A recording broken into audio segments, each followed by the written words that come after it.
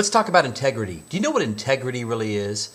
I think integrity is doing the difficult thing when you can't get caught. When there's nobody watching, doing the difficult right thing.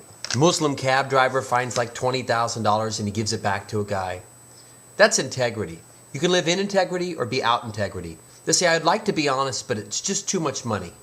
So something bad will happen. It'll be too expensive for them to hold themselves responsible the way they should. So they have to lie and they have to get creative and leave their integrity behind.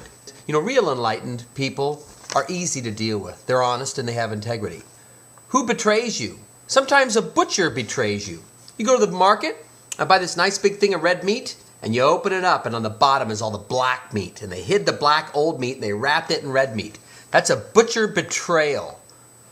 Out integrity. Husbands and wives, especially here in America, often cheat on each other. Infidelities. Not just sex. Phone calls, texting. You know, this internet is an interesting place for people to be real dirtbags and have out integrities. Having secret little email affairs on their spouses. You tell somebody, hey, I'm going to come over to your house tomorrow and I'm going to bring you 10 free meals. Wow, what a nice gift.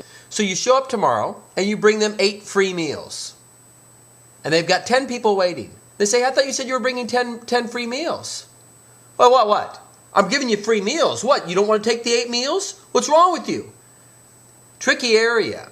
Because someone's giving somebody a gift, yet he made a commitment. This guy made a commitment and he's not honoring it. You know what? You make a commitment to do something, even if it's charitable. If you offer yourself up, your services up, you have a commitment to behave with integrity. I remember I agreed to work for somebody for free. And he was a bit of a slave driver. For free! I was getting ready, I had an 8 o'clock appointment with him to work for him for free, as I had agreed. And I told my father, I'll be there at 8:30. He said, well, why are you going to be there at 8:30? He said, I'm working for free anyway. He says, listen to me. You made a commitment. I don't care if you're stupid enough to make a commitment where you're going to work for somebody who's mean for free. But you said you're going to be there at 8. If you want to be in integrity, you be there at 8.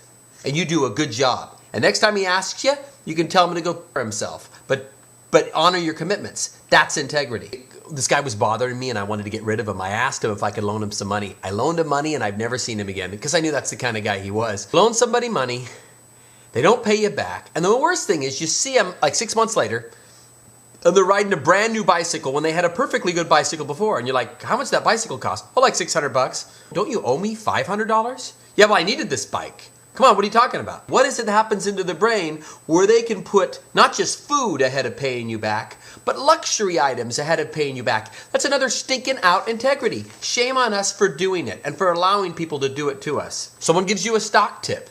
You're investing in the stock markets. You take their advice and you invest and you make $10 million. And they come up to you the next day, hey, can I have some of the money? Hey, I was the one that gave you that. Then for the rest of your life, you have to hear them telling you about how they gave you the great tip. On the other side, they give you a stock tip, and you take their advice, and you invest in this particular stock, and you lose everything. And you blame them and never want to talk to them again.